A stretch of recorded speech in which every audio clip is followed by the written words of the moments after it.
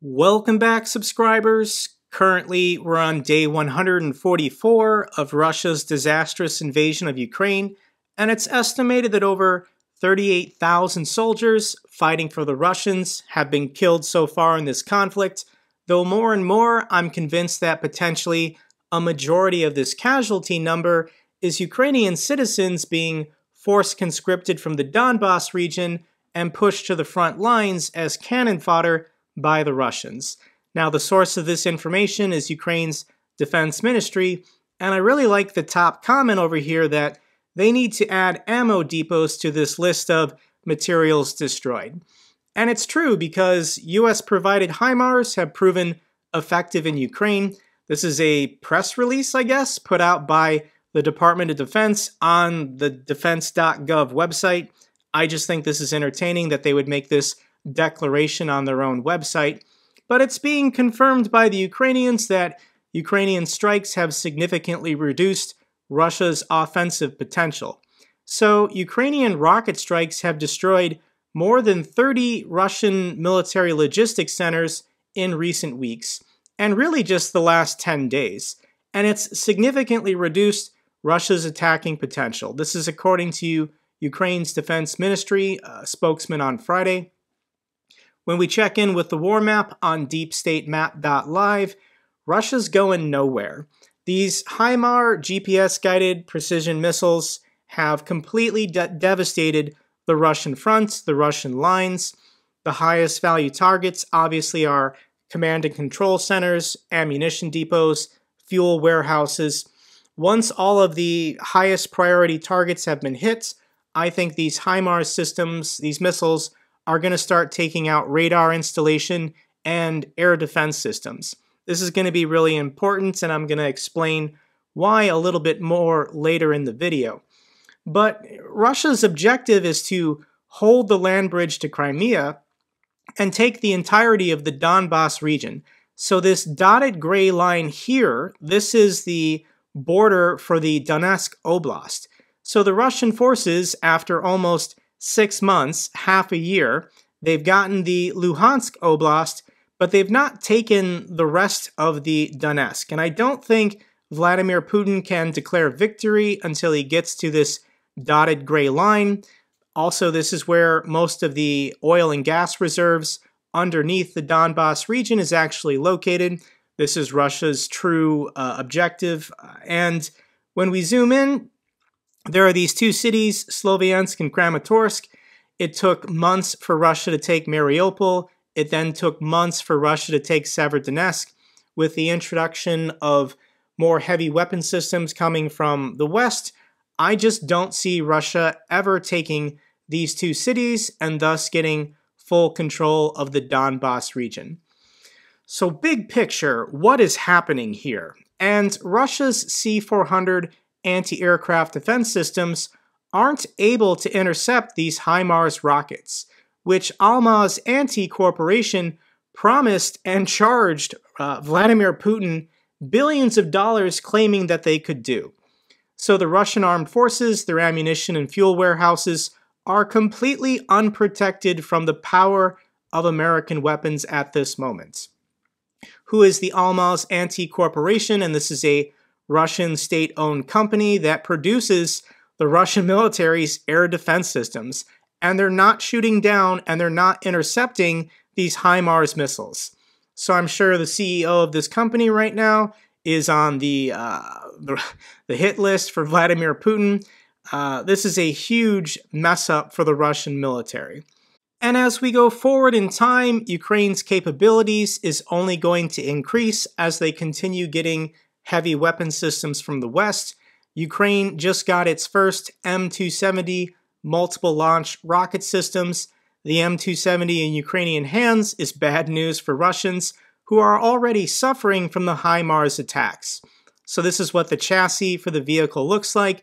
It's a slightly larger, slightly less mobile, basically version of the HIMARS. And this is what we got going here. Ukrainian Defense Minister Oleksiy Reznikov on Friday announced his nation had received its first tranche of M270s. The first multiple launch rocket system, M270, has arrived. They will be good company for HIMARS on the battlefield. Thank you to our partners. No mercy for the enemy, Cobra Kai.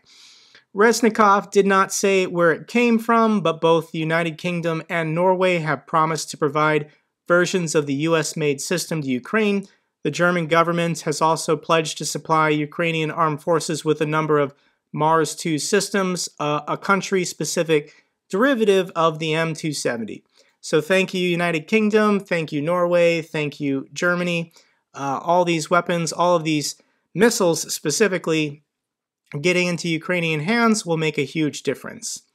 So Russia's getting desperate. Russia at the moment does not have a counter for these medium short-range GPS-guided missiles. So this week, Vladimir Putin himself is traveling to Iran to basically beg for military assistance. And this is very strange because Iran, though they have a capable domestic military industrial complex, they're more than capable of defending their own borders.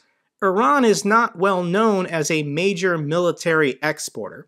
So these are the world's biggest arms exporters. The United States, Russia, France, China, Germany, Italy, United Kingdom, and South Korea. Russia is supposed to be the world's second most powerful military, second most powerful major arms exporter around the world.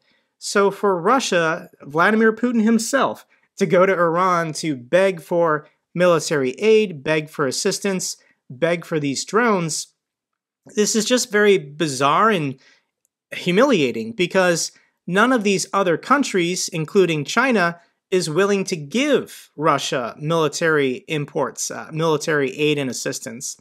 So Russia is going to whoever they can, whether it's Syria, Iran, or North Korea. It's only a matter of time before Western intelligence says they have satellite pictures of a Russian delegation in Cuba asking for military assistance in their war. Next piece of good news for Ukraine's military is that the House of Representatives has authorized training for Ukrainian pilots to use U.S. aircraft. So the House approved $100 million in funding to train Ukrainian pilots to use U.S. aircraft as part of the most recent NDA. Ukrainian President Volodymyr Zelensky has asked since March for American-made F-15 and F-16 fighter jets, but Ukrainian pilots are accustomed to Soviet-era MiG-29s and Sukhoi planes, and they've not been trained how to use these U.S. fighter jets, a process that could take months. I did a little digging, and this is what I could come up with how soon can the Ukrainian military start using F-16s, F-15s on the battlefield. And this is the constraint. So for training on U.S. jets, it would most likely have to come from a group of at least 30 known Ukrainian pilots who are judged to already have sufficient English language skills to go through the training syllabus. This is in the opinion of Colonel Yuri Ignat, spokesperson for the Ukrainian Air Force Command. Ignat added that it would likely take about 6 months for pilots to convert to new fighters, with the bulk of this being related to tactics and the use of new weapons. The official also spoke of his belief that 2 12 aircraft squadrons of F-16s plus reserves would be sufficient to help turn the tables against the Russian aerospace forces. This is a less ambitious timeline than some of those have set out in the past. The Ukrainian Air Force has previously stated its pilots could be trained on F-15s and 16s within 2 or 3 weeks. Juice told the War Zone that he could be trained on F-16s within a few days. So what's happening here is there's a lot of wheels in motion in order to get these F-15s, F-16s in the fight. But first, I think these HIMARS systems, they've got to take out all of Russia's air defense and radar installations. We have to completely decapitate the Russian Air Force's capabilities. If the Russian Air Force flies into Ukraine, it basically has to go in blind without any counter defense. And these HIMARS systems, these rockets, in my opinion, are eventually going to have to strike within Russian territory and Belarusian territory, and Crimea in order to get all these radar installations and air defense systems. Otherwise, flying F-16s isn't going to do anything. So there's a plan in motion that potentially is going to take 6 months, where Ukraine has to develop and secure their own airbase capable of flying F-16s in Ukrainian airspace. And they've got to get an air defense system that can protect this airbase that will be housing potentially F-16s in the future. So once again, lots of wheels in motion, training the pilots, training the maintainers, securing the planes, getting them into Ukraine, and then protecting them while simultaneously decapitating the Russian Air Force's capability to operate inside Ukrainian space. This is doable. This is entirely possible. Once again, there are people planning this, projecting this out over the next 6 months. Potentially by December or January, it will be the Ukrainian Air Force with domination of the skies, taking out Russian targets, Russian positions at their own discretion. This is pretty exciting, but once again, it's going to take time. Another piece of good news for the Ukrainian forces is that Poland is going to buy 116 used Abrams tanks from the United States. The United States has a very large tank fleet, and I don't think Canada is going to invade us this year. So what's happening here is the United States is going to ship these used. Poland's not buying them new. They're going to ship these existing Abrams tanks to Poland as quick as possible, so Poland has their own reserves of tanks. Poland is then going to give all of their Soviet-era tanks to Ukraine that Ukraine already knows how to operate and maintain. What's the timetable for this? I'm sure it's weeks or months, but once again, more heavy equipment, more military assistance is on the way to help Ukraine win this war. Let's now pivot and talk about economics, and this is the war map that I personally check every day. This is the price of crude oil. It peaked in early June at $122 a barrel. That's the most that Vladimir Putin is getting for his oil exports to fund his operations, fund this war in Ukraine. The prices then dropped by about 20%. And in order to bankrupt the Russian government, bankrupt the Russian military, we really need the price of oil to go back down to about $50 or $60 a barrel. And this is entirely doable as central banks around the world are raising interest rates to slow the global economy. The price of oil was only $62 a barrel exactly a year ago. This is August 19th. So we're heading towards this collision course in prices for Russian exports in which basically they won't be able to make a profit anymore. How long will this take? It's going to take a couple more months. The big news from last week is that President Biden went to Saudi Arabia. This was his first Middle East trip since being elected president, and let's be honest, he only went for one reason, and it was to beg OPEC, beg the Saudis to increase oil production to help Ukraine win the war. So people say this is a sign of weakness for the United States president to go to the Middle East and ask for assistance, but if it helps us win the war, if it helps end this war faster, I'm all for it. And as an American, I know I have a lot of international viewers now.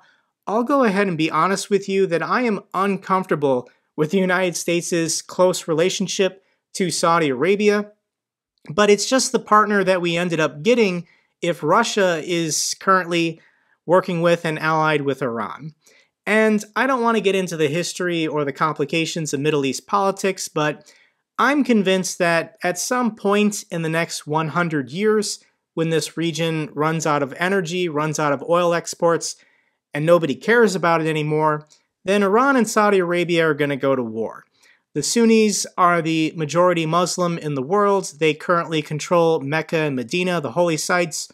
But in the Middle East, the Shiites are the majority, and Iran, being the historical power from the great old Persian empires, they view it as their destiny and their right to control the Middle East and control the holy sites.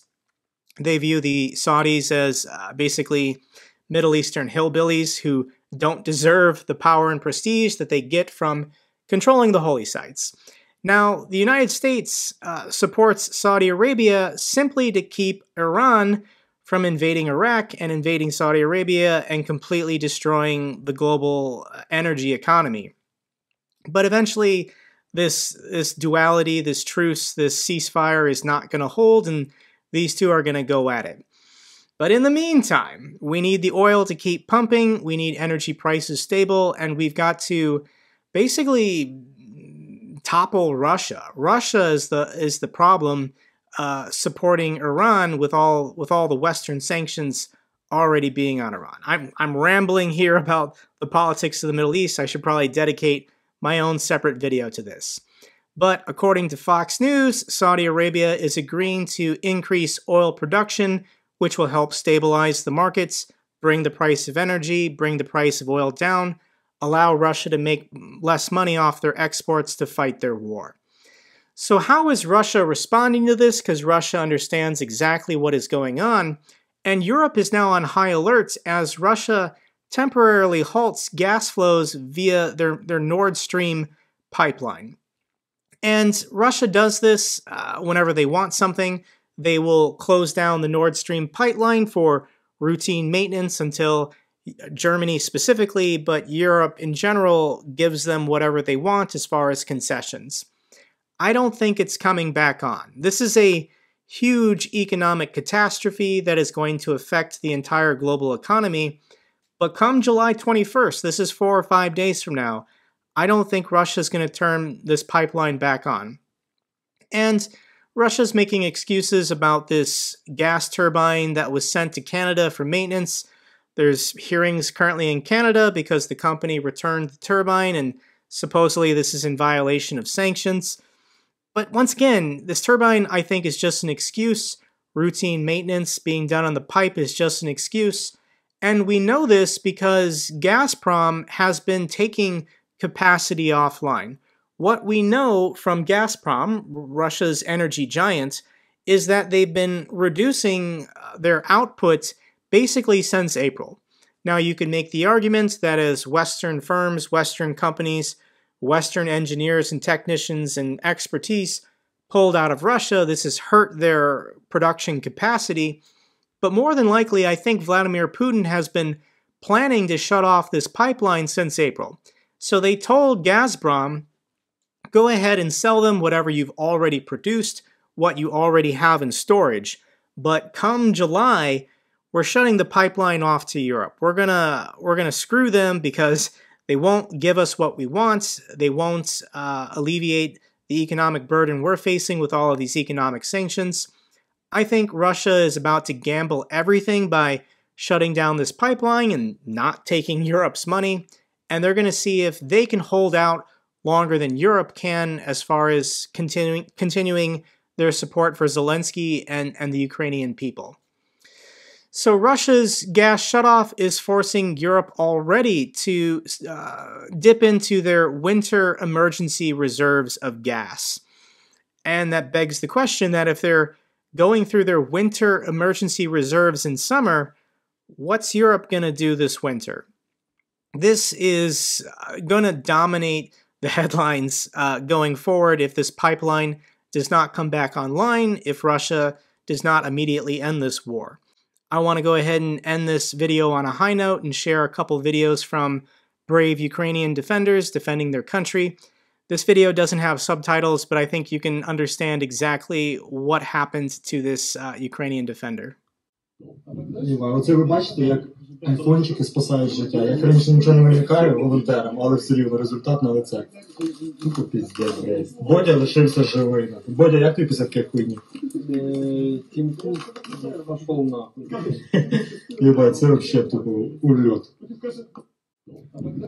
I hope he has good Apple Care warranty, and I hope Apple carries, bullet damage.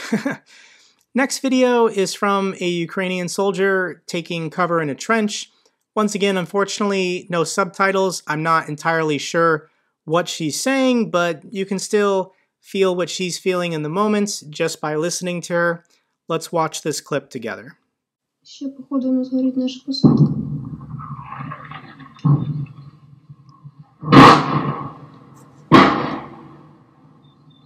Оце гаубиця. 152 калібр. 152-й, блін.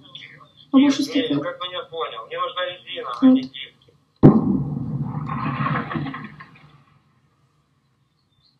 Мимо полетіло. Далі лягло. От. Так що все трохи по-іншому, ніж я собі уявляла. Це стрьомно і брудно. Так, оце от по нам працює, саме по нам, по нашій посадці. Якось так. Glory to the heroes, glory to Ukraine. That's all for this update video. If you found it informative, give me a thumbs up. Really helps out with the algorithm. If you have any comments or questions or know something I don't, let me know in a comment down below. I love hearing from you guys. Till the next video, take care, be safe.